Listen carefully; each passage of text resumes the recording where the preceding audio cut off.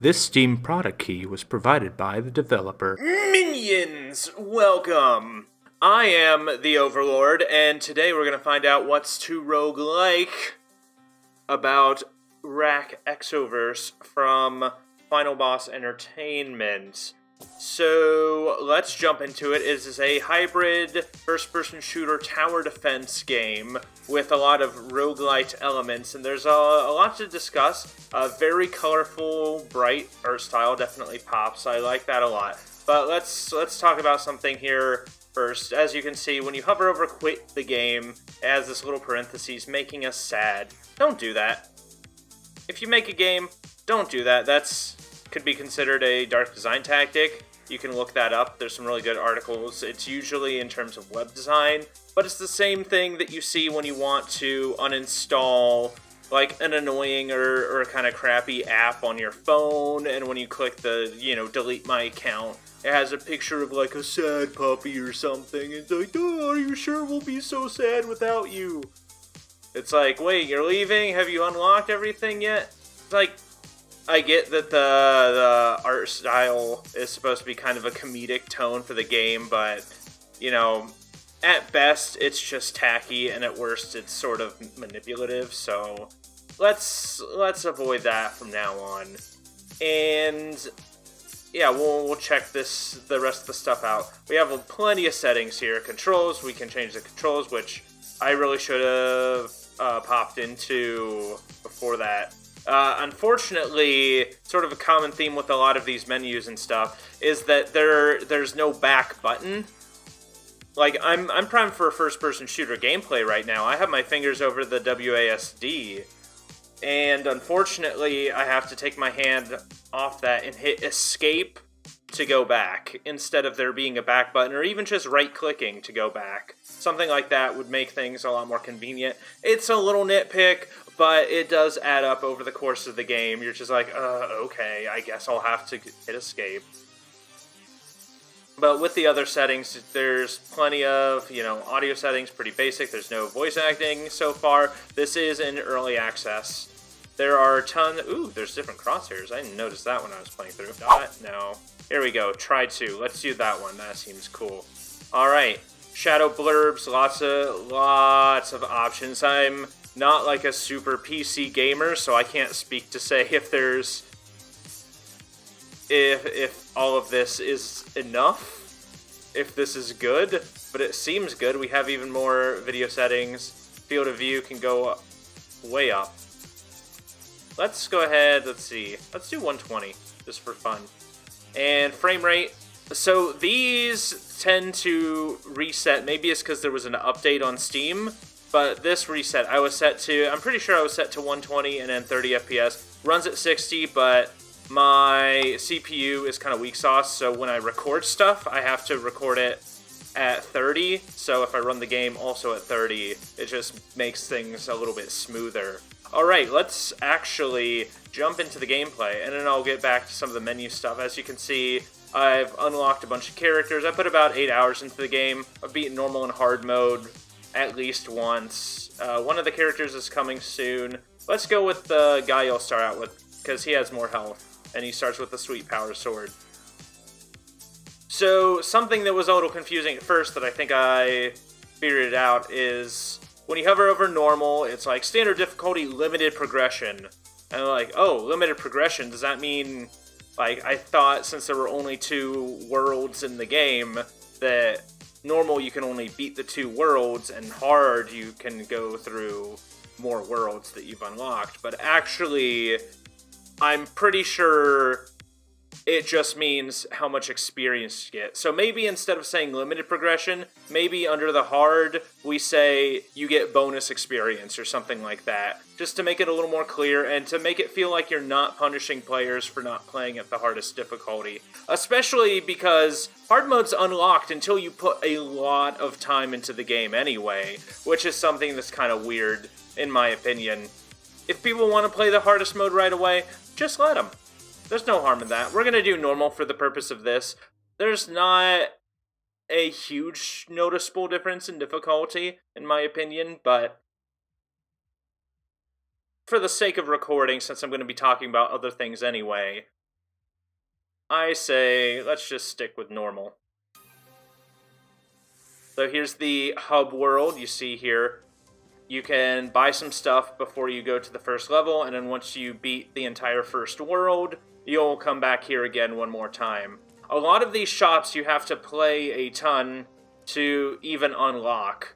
So that's something that you have to keep in mind. A lot of the game doesn't really get interesting till you've already played a lot of it. And that's not something that I would say is super interesting in my opinion.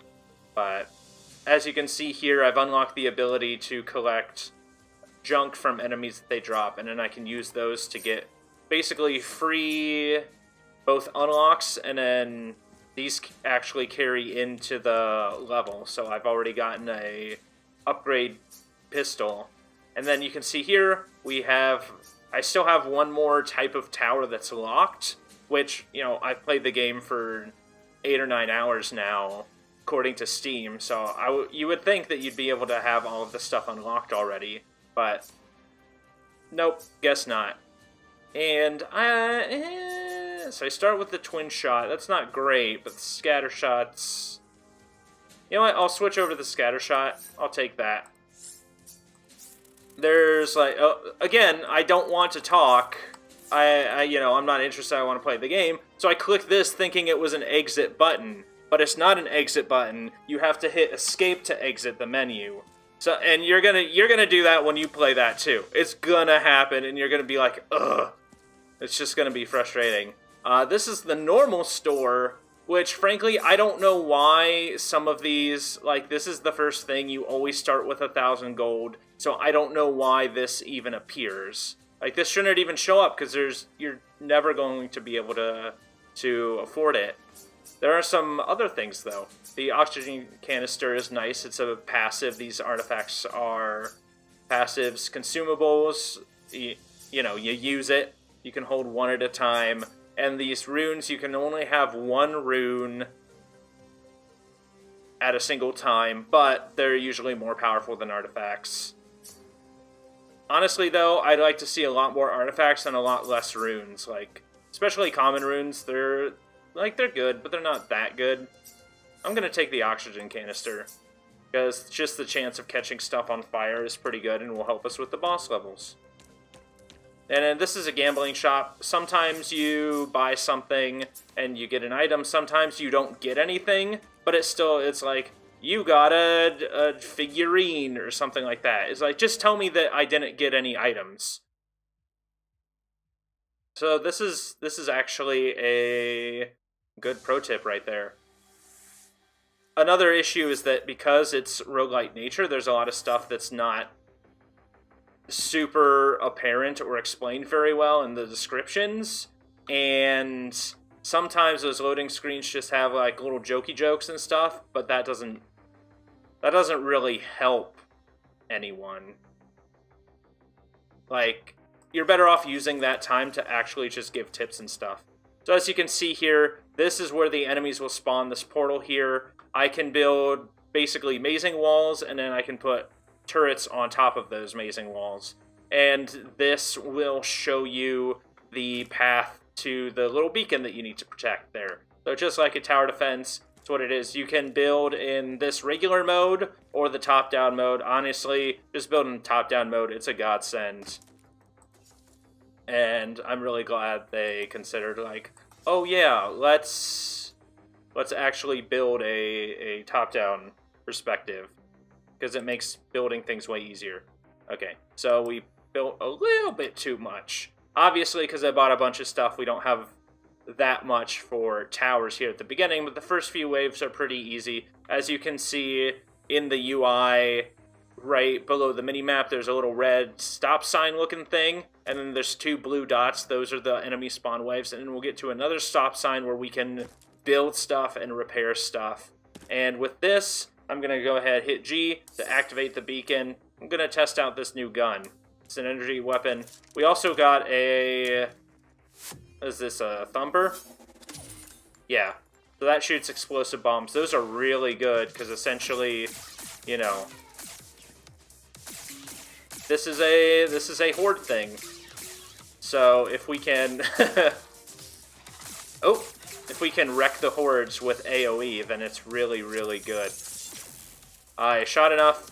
So, one of the sort of annoying things is that range is a stat. Here, I can even open up the stat menu. Our beacon's under attack, but it has a little bit of self-defense. So, oh, jeez. Ah, I'm getting... Gosh. Yeah, I just got wrecked there. That was bad. I would have died if I was another character. Okay, an item spawned. Oh no, but this is a point of irritation here. These items, they go away pretty quickly. So if an item spawns, you have to basically make a dead race to get to it, or else it'll disappear. And it's like, the whole point is I want to be able to collect items, but say I kill an enemy and an item spawns in the middle of a horde like this, well, I'm SOL. I can't actually get that item, even though it spawned, because chances are you can see a floating claw back there. To get that claw, I would probably end up taking hits, and in this case, probably dying, just to get that, even though it spawned for me. So I would say, like, maybe... like, in the next wave or something, items can despawn, but other than that, I don't know why you would bother having them disappear, especially disappear so quickly. It's like, because now would be a great time to go and pick up any items that I missed, but of course they're not there anymore. So, disappearing items, especially in a roguelite game like this, is pretty crappy, to be honest. I'm not a fan of that mechanic. It's just a feels bad thing. And no one wants to feels bad. We all want to feels good. So yeah, as you can see during those first two waves as I was trying to explain stuff, I got my butt kicked. So enemies will normally just try to go for the portal, but sometimes they'll attack you if you're in their way or if you draw aggro somehow. Some of them shoot from a distance, some of them... let's see. It's like, do I need to maze that much? No, not really. It's nice that the enemy pathing is really responsive. It's great. And these are just single space turrets. There's like maybe 4 or 5 different turrets, and then you can get upgrades in the next world.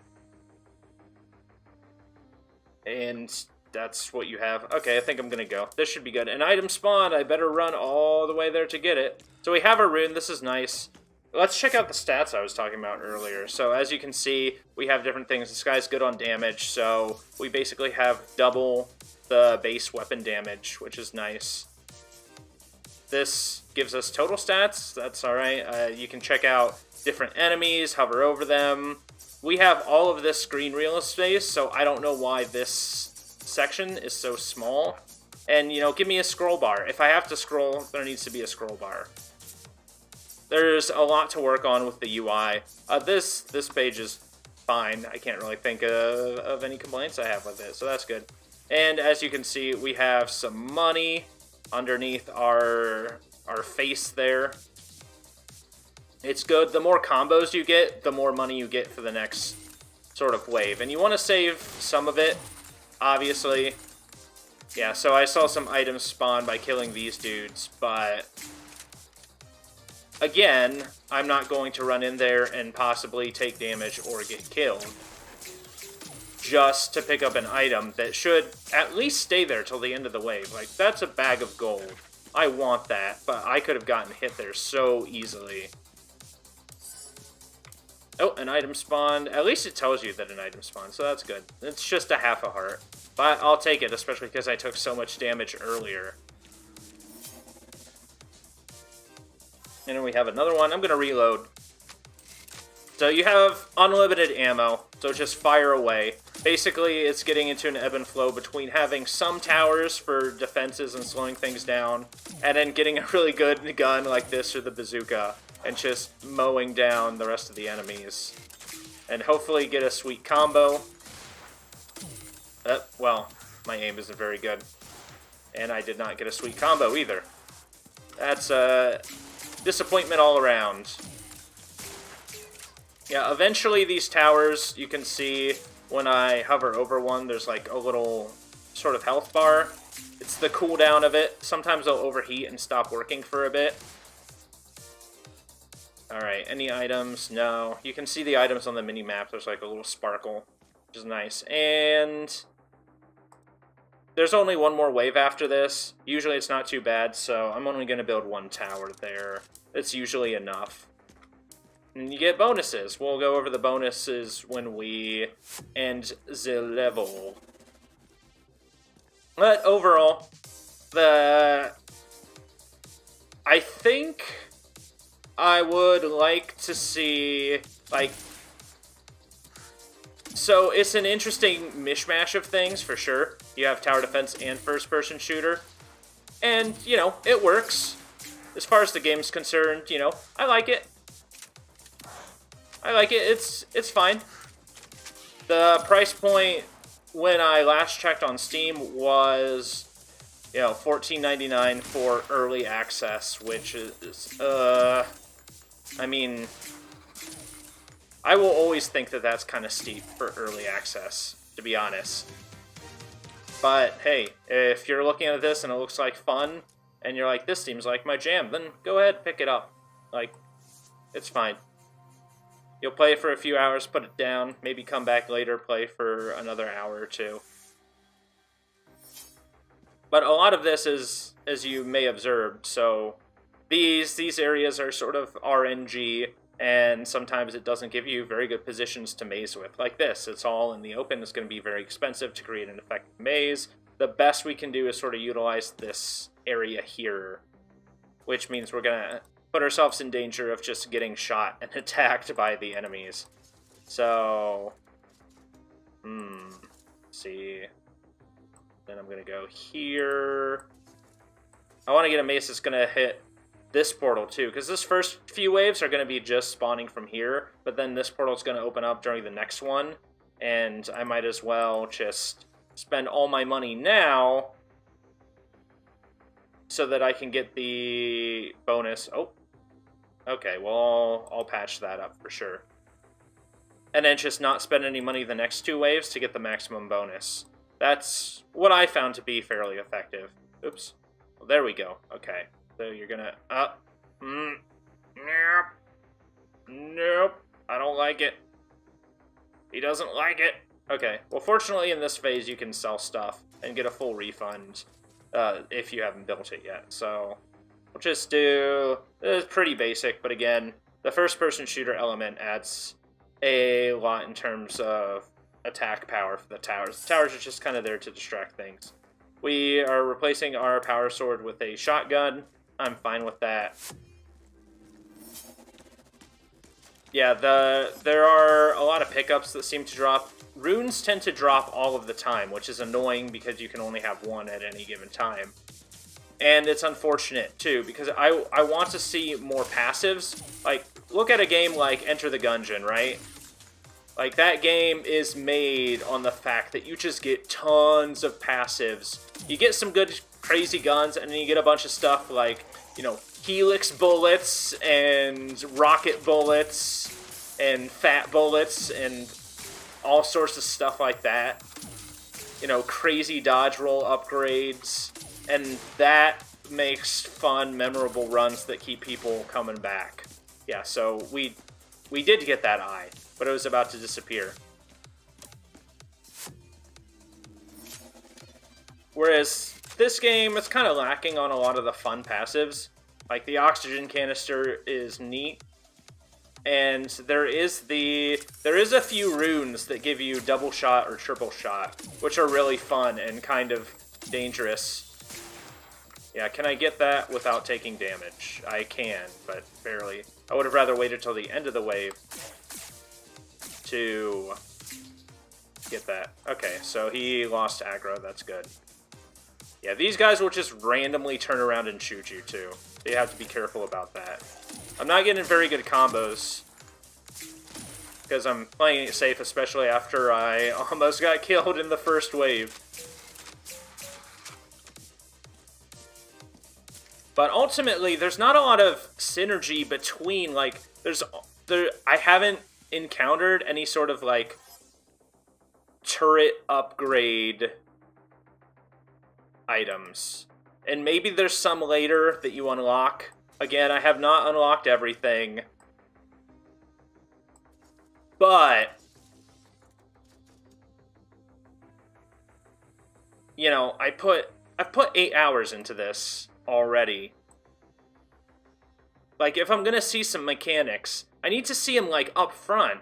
I know you don't want people to be overwhelmed by introducing too much at one time, but I would rather have that than just feel like the game's, I have enough health. This just gives you 2 health when you pick it up, but I'd rather have the 2 damage, to be honest.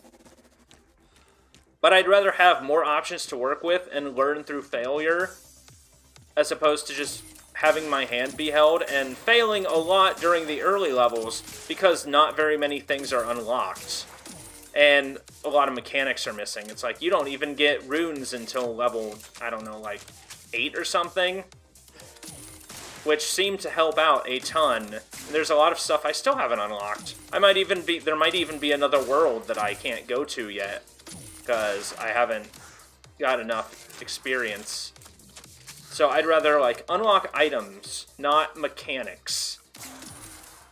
Because otherwise people might, you know, lose interest before they get to the point where they, you know, even unlock the bazooka, for example. And the bazooka's sweet. Thumper's pretty good, too. An item has spawned. Oh, we better run all the way there and hope it doesn't disappear on us. Not that we need it, but... yeah, the item disappearing was a huge source of frustration when I first started playing the game. Now that I know kind of to expect it, it's not as bad. I've gotten used to it, but boy, it can be rough. But yeah, I would love to see, I mean, some of these towers are like, hey, we do more damage if the target is on fire or something like that. I've never seen it really make that much of a difference, at least that I was aware of. So it's just been one of those things is like, oh, okay. And it's not a noticeable thing either. Not that there's anything I could do to actually set the enemies on fire besides RNG passive chance like that. And, you know, because I bought that canister. That would be sweet if there were more... you know, I want to see a lot more passives and fun synergies. And, you know, increase the item spawn rate. If there's tons of passives and stuff anyway, then why not just give the player more? If you have to scale up the enemies to deal with that, if the game becomes too easy, then that's fine. Or just add a harder mode.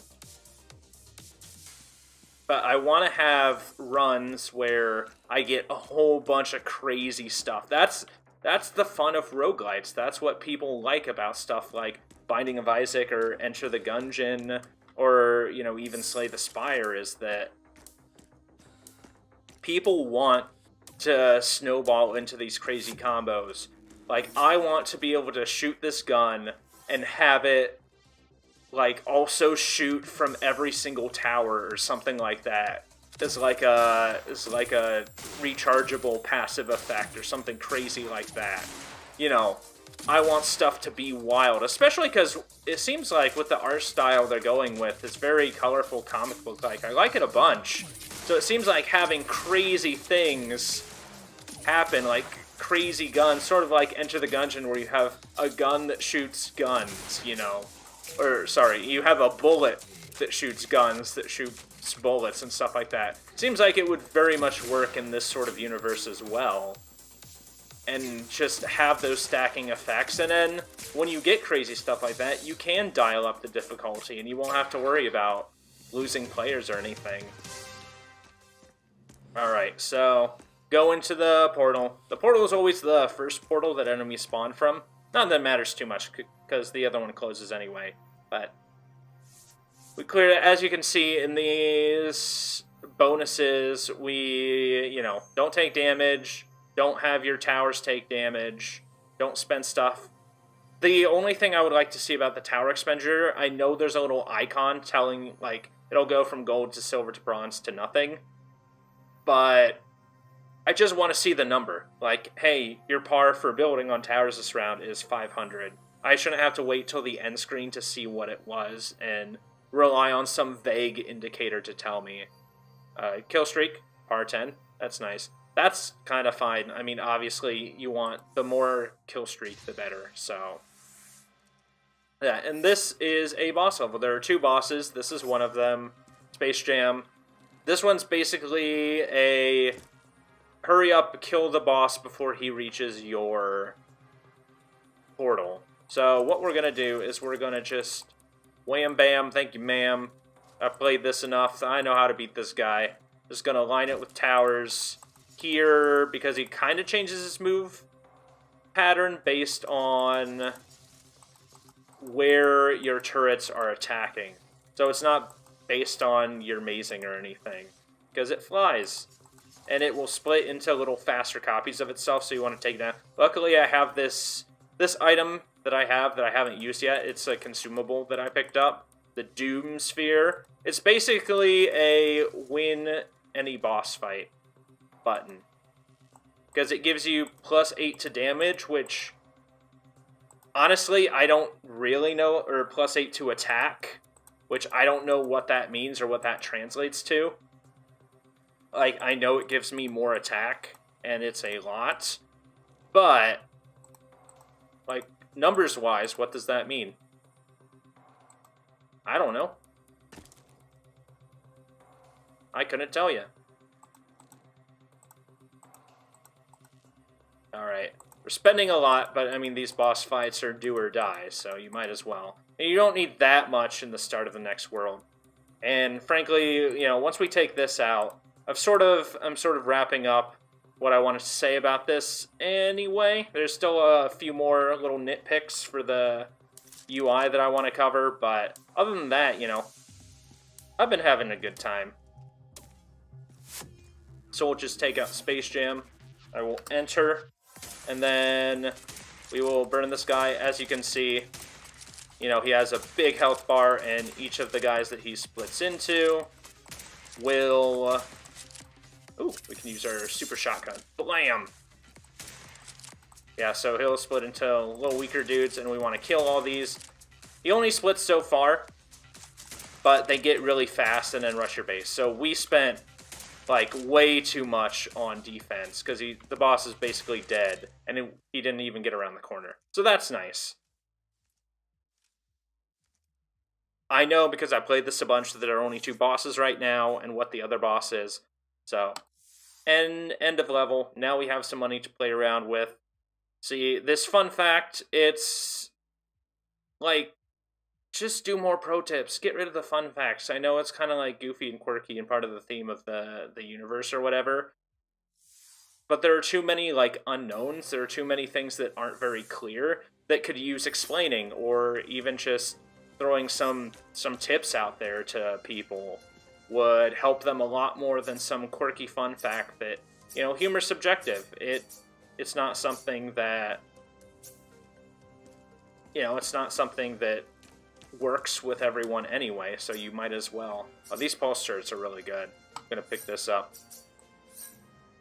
This is basically just like an AoE turret. An amp field, I'm not gonna waste money on that. Like, the fields are optional, and you don't even unlock them for quite a while either. So there's that. Ooh, the bazooka's nice. I don't know if I want to spend money on it. Yeah, so this increases the chance that a champion weapon will spawning. A champion weapon will spawning. Jeez, will spawn. A champion weapon has a passive effect. And yeah, we'll go to this guy. Maybe we'll get an item. This one. Boom. Turbosphere. Okay, so that is an item. It's a consumable. I was hoping for a sweet passive, but it's better than unlocking a rune. That, again, you can only have one of. So let's... Oh, okay. So we can actually check stuff out from the pause menu here. So these unlocks, you can check stuff out. So again, there's no scroll wheel, so I don't know how many there are. And when you hover over it, it's just like, hey, like, that's your unlocks or your weapons. You have to hover over the icon itself to see what the weapon does. So why not just have a whole bunch of, like, why not have all of these icons just next to each other with the question marks in between? So you can either hover over it to see, like, how to unlock it. And because I want to see, like, all of the stuff I have unlocked versus what I haven't unlocked all in one screen. I don't want to have to scroll, because that's not as interesting, you know? Like, I can hover over the pistol and learn that its name is Pistol. Like, there's a lot of just wasted opportunity in the screen real estate.